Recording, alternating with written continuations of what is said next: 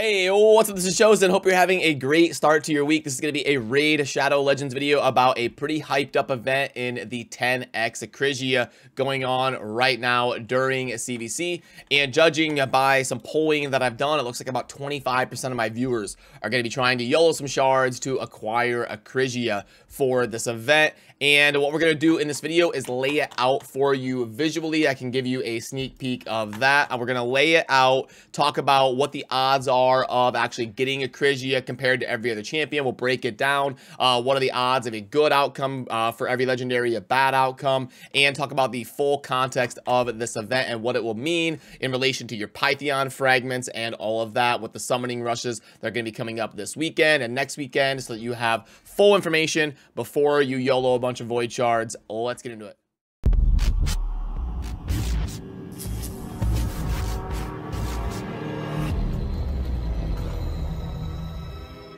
Alrighty, and first up, let's pull up the Void Legendary tier list, the most current iteration of it, and you can see why people are so excited for the Acrizia event, as we have got her all the way up there, pretty close to the best Void Legendary in the game. Obviously, Chris, amazing for progression and support and utility, but in terms of cranking out damage, especially in PvE content, like in the Hydra, Acrizia is a complete account changer.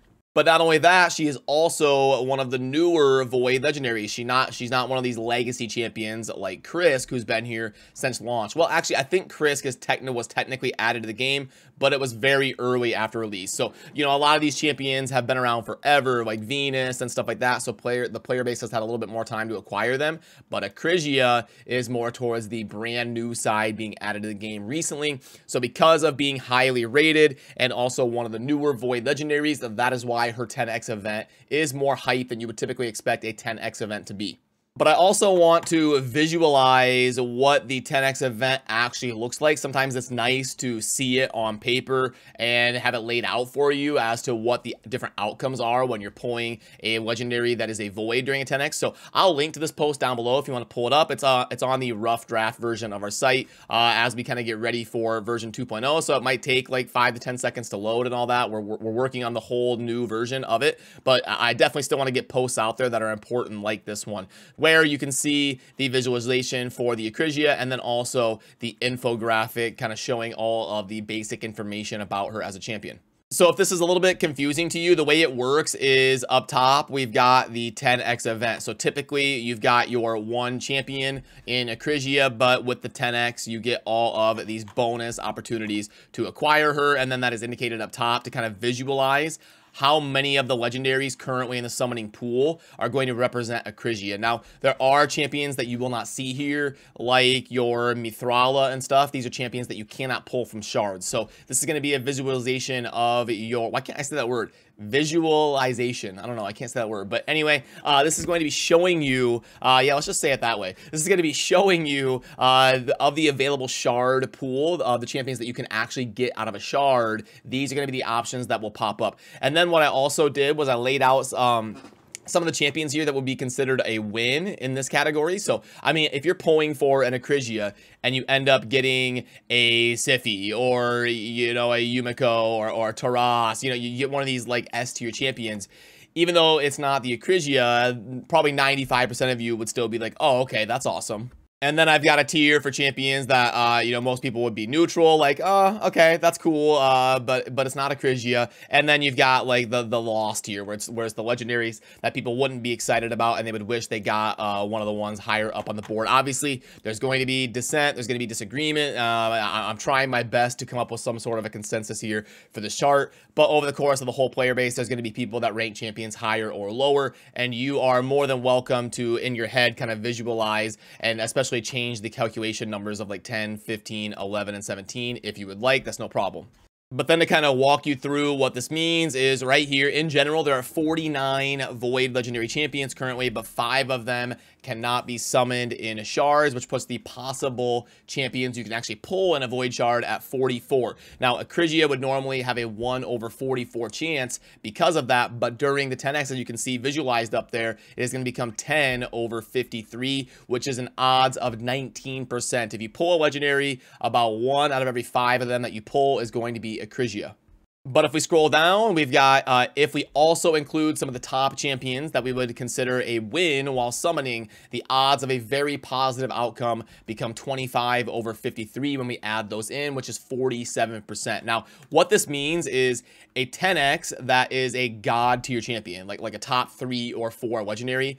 It really skews the odds of a very positive outcome upon legendary acquisition into our favor, which is why whenever there's an event like this, it ends up being a super hyped one, because it's going to be one of the biggest opportunities you've got to get a game-changing champion. Now, it is worth noting that there is no 2x going on right now, so it's still 0.5% for void shards. So you could easily pull 100 void shards and get nothing but epics and rares. You got to keep it in perspective. You're not guaranteed to get a good outcome. This is based on if you're able to acquire a legendary. So the people that this makes the most sense for are the people who are close to their mercy system. So unfortunately, the game does not track it for us. In game, it's not going to show you your mercy system.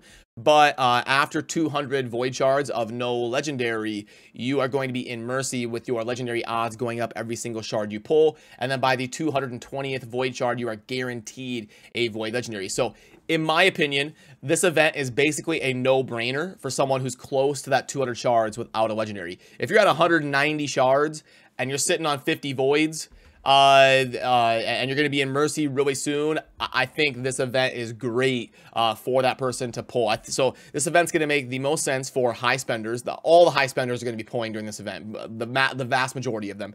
People that are close to their mercy system, so they're going to be in hot boosted shards pretty soon, or people that have been saving up for a really long time. They feel like they're in a good spot on their account. They're pretty end game. I think it would be worth that person to consider maybe going for Acrizia.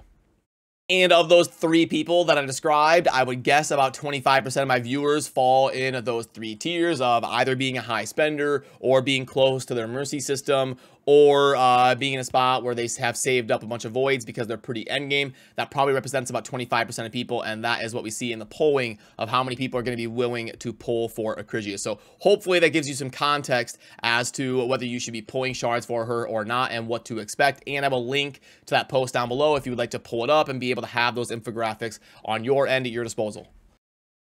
But remember, nothing happens in a vacuum. We do have the rest of the game to consider as well. And remember, I did a dedicated video on this yesterday that I'll try to remember to link over there, diving into the summon rush and how this is probably going to be the most important part of the Pythion events as we wrap things up here coming into the weekend. So during this weekend, there will probably not be a 2x event, but you are going to probably have to pull during the summon rush to be able to get Pythion. So again, if you want to see the full breakdown of what we expect the summon rush to be, that video is here on the channel. But keep that in mind, if you start YOLOing a bunch of void shards and you don't have any sacreds or any ancients or anything, you could be in a tough spot when this event goes live in a few days. And I don't want you to forget about that and then end up screwing yourself if you're going for Pythion.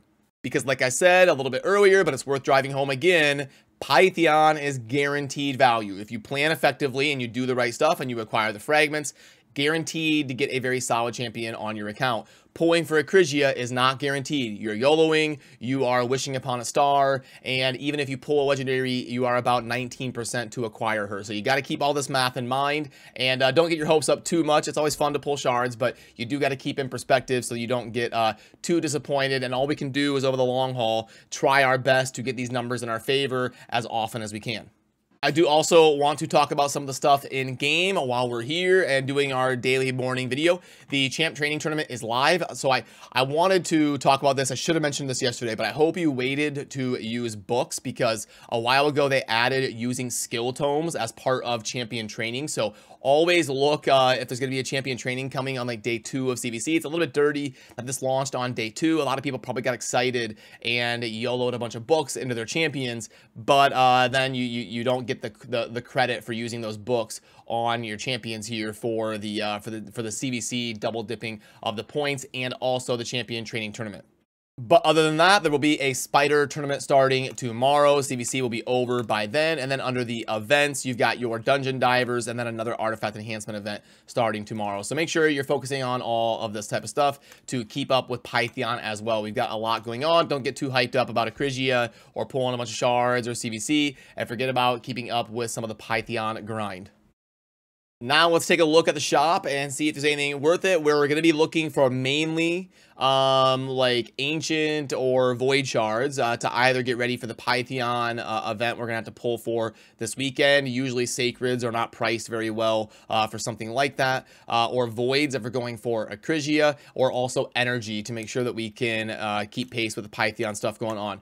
So this one, let's see, you've got the $25 and then you've got the 300K. Let's see how it starts.